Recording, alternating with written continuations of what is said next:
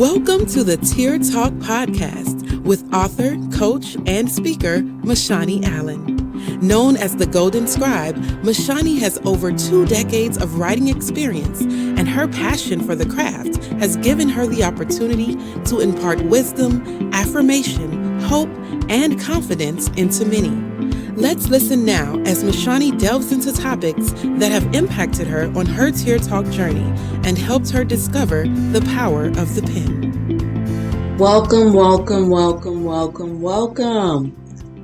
to the Tear Talk Podcast. So glad to have you all today. I want to share something with you. I already wrote it up as a blog, but I thought that it would be great to do it as a podcast as well. And I want to talk to you about NewTables. NewTables. And I'll read what I wrote and then I'll expand while I'm reading, and then I'll expand even after I've read. So when I woke up last week, I heard a phrase like immediately when I opened my eyes. And the phrase was, the teacher has now become the student. And I laid there for a while. I pondered for a while on what that meant, but I knew I would come to find out its meaning for me. And I found it interesting to hear a phrase like that because I'm getting ready to be a teacher. So to hear that the teacher has now become the student, it was like, okay, that's an interesting statement. So that same day, I ended up having lunch with 2 university professors. And in that lunch, I learned how true that statement truly is. Though I'm preparing to teach others, I realized that there's a new classroom of learning for me. During the conversation, there were words that were said that I have never heard before. There were statements that were made that were very unfamiliar to me. I literally wanted to pull out my phone and open up Webster's and just start typing some of those words because I was like, man, I thought my vocabulary was pretty extensive, but man, there's a whole lot more out there that I need to learn. But the thing was, even though I was unfamiliar with some terms, and I was unfamiliar with some statements, I still continued listening. I knew when to speak, and I knew when to learn. And in talking more and more, I even learned that one of the women that we were dining with, she has 2 bachelors, 2 masters, and a PhD. I was like, oh my gosh. So can you imagine how thankful I was to be at this table? At this table where we shared, we learned about each other, we laughed, and we are now planning our next outing. That luncheon helped me to understand that in this season of my life, I will be sitting in 2 separate seats, the seat of student and the seat of teacher. And I gladly embrace both. I know those with whom I'm building a new community with will have much to teach me. And my students will also bring life lessons as well. So what I wrote was an encouragement. And what I'm sharing with you is an encouragement as well. That when you shift, when you're promoted, when you get a new opportunity, when you walk through new doors, make sure it's not only your position that shifts, but also your mindset. And if you find yourself in a similar season, I encourage you to use these 5 concepts. The first one is listen to learn. Like when I was sitting at that table, there was so much that I was learning and I was gathering outside of being one who captures words. I was learning from these women. I knew that it was a teachable moment, even though it was a lunch. I knew that there was more to it. They were sharing their experiences. They were just talking about life. They were talking about their journey. And there was a lot that I was learning from just them living. So I would encourage you, if you find yourself in a season like this, make sure that you're listening to learn. You listen to learn. The second thing I would say is understand that silence is a form of engaging. Sometimes when you can be in environments where you may feel that there are people who are more knowledgeable than you, that there are people who have more than you, sometimes in settings like that, people can overtalk, or they can overshare, or they can overindulge. But understand that silence is a form of engaging. Silence doesn't mean that you're not paying attention. If anything, it shows that you're strongly paying attention. Because even though I was silent with my mouth, my eyes were very engaged. My body language was very engaged. So it wasn't that I had disconnected myself from the conversation. I just knew when to speak and I knew when to listen. So don't over anything. Know that silence is a form of engaging. Just because your mouth isn't moving doesn't mean that you're not speaking, because your eyes talk and your body talks as well. The third thing I would say is being teachable is a beautiful posture. You don't always have to be the smartest person in the room, and you don't always have to be the go-to person at the table. Being teachable is a beautiful posture. Like, people can tell when you're sitting in a position with your hands open like a cup to be filled, as opposed to you always needing to pour. Sometimes it's okay to know that the table you're sitting at is for you to be poured into. You may pour into others a lot, but there's some tables that you sit in and you just glean and collect and you gather all you can. Being teachable is a beautiful posture. And I think that that's just how I've chosen to live my life, is to be teachable. I can learn from anything and from anybody. I am always willing to learn something new. The fourth thing that I'll share is this. Others knowing more doesn't disqualify you from the table.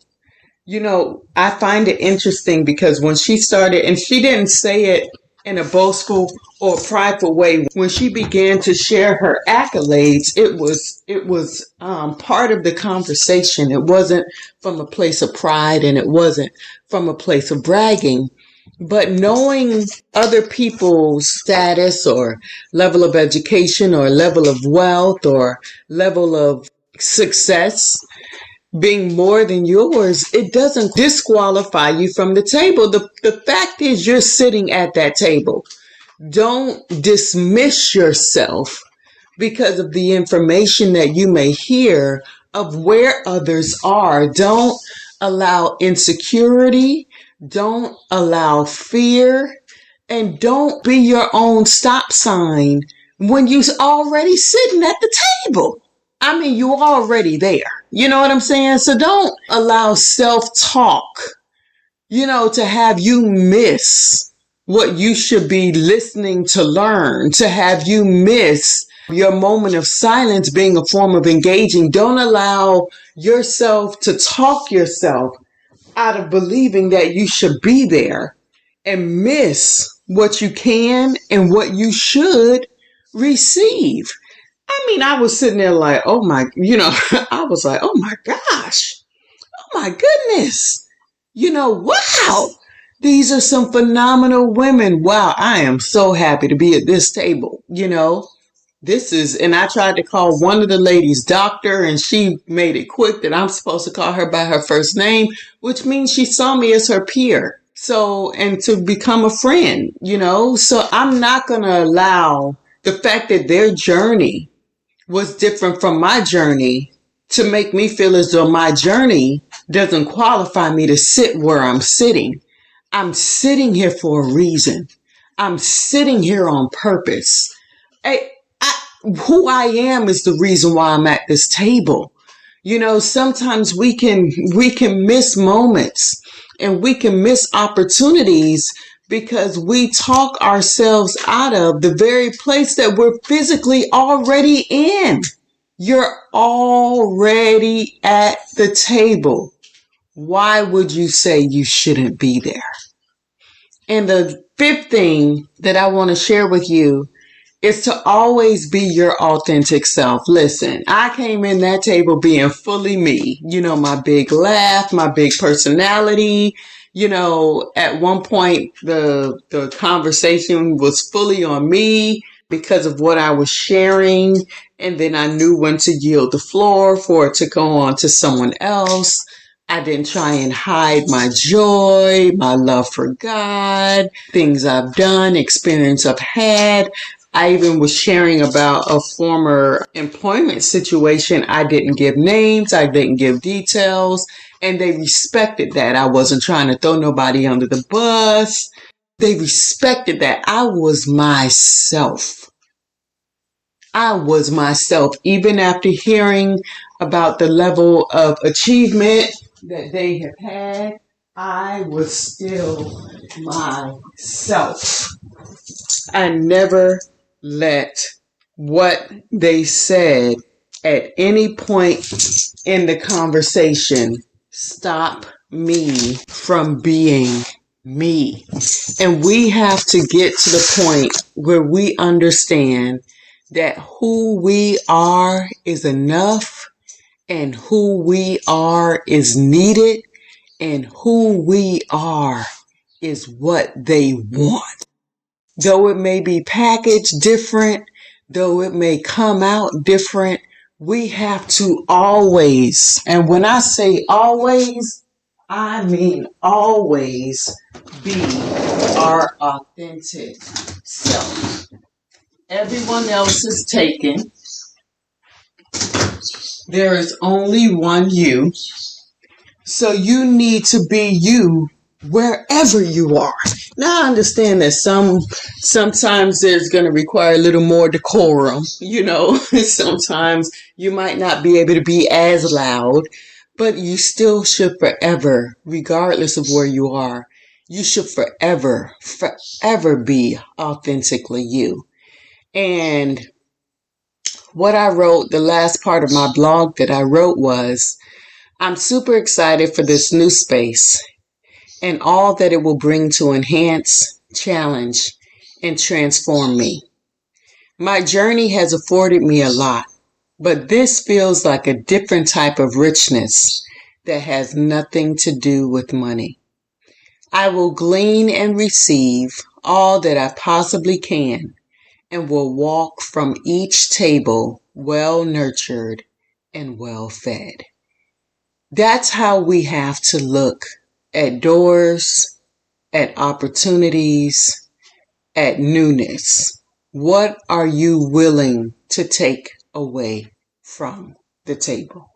And we are still planning and looking forward to our next gathering because I'm definitely going to be sitting at this table as often as I can.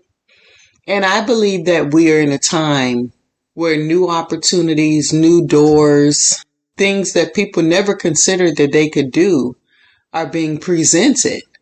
But the question is, are you willing to sit at new tables? It is so easy to stay in what is familiar and what is comfortable. It is so easy to stay in spaces where people already know your name. You know, and you don't have to give your whole background and where you're from and, you know, how did you get here? You know, you don't have to tell, you know, your quote unquote story over again. You know, where people already understand your language and your laughter and your jokes. It's so easy to stay right there. But what joy comes with newness? The level of opportunity that can come with newness, the level of insight that can come with newness, the level of wisdom that can come with newness. And I just refuse to allow what I already know to be the only thing that I know. There's just too much out there to learn. There's just too much out there to experience. And I refuse to be my own stop sign. I am in a whole new world, and I'm not going to miss what this new world has to offer me based on the new opportunity that was presented to me. Sometimes we look at newness and we only look at it from a microscopic position. We see such a small piece of it instead of looking at the magnitude of what has really been presented to us. And I think that if we live a life of knowing that life itself is a lesson and everything that comes with it can be a teachable moment, it really opens us up to be a very full person. And when I say full, I'm talking about full of memories, full of moments, full of wisdom. When you're constantly gathering, because you never know when what you learn at one table can prepare you for the next table or help someone else at a table. You know what I'm saying? And I am just really, really, really thankful that I didn't just move in the position with my body. I moved in this new position of being a professor with my mind, understanding that learning is always in order for the day. Understanding that I don't know everything and being okay saying that. Understanding that I'm sitting at tables with people who are smarter than me and being okay with that. Understanding I'm sitting at tables with people who are more cultured than me and being okay with that.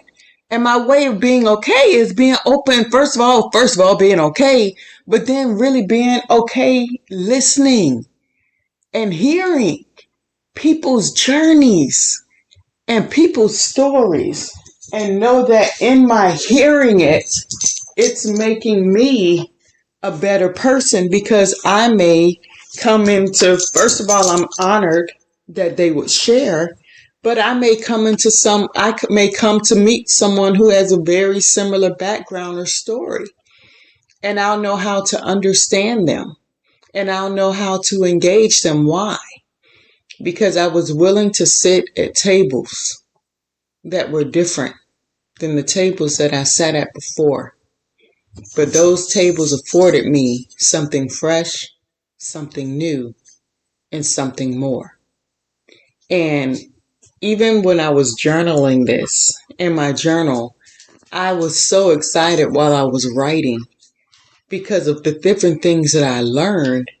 And it actually is causing me to go research some stuff and look into some stuff and try and get a greater understanding and grasp on some stuff. But it also is helping me to prepare, and it's helping me to be aware. And I just, want to admonish you to not be afraid of new tables, not be afraid of new people, not be afraid of new invitations. This doesn't mean that the tables that you sit at, that these people are going to become family or going to become your BFF and replace everybody that you already have in your life. No, you should look at it as an addition. It's like an enhancement. Like, there's food that you can make that's bland, and then there's flavoring or seasoning that you can add that enhances that very same meal. And you can see these new tables as an enhancement of your life, where they make you better, where they make you more, and they make you they add to who you are and who you are to be. So I hope that when an invitation is presented to you and you come to a table with people that you do not know, that you don't allow fear to cause you to miss an amazing, a great, and a fresh opportunity that could end up yielding you more than you could have ever imagined. And I also pray that the next time that you see that a Tear Talk podcast has posted, that you decide to press play. Thank you for joining the Tear Talk podcast. You can purchase today's featured t-shirt and learn more about MaShani by visiting MaShaniAllen.com. Also, check out her exclusive line of custom journals at bit.ly/The Golden Scribe.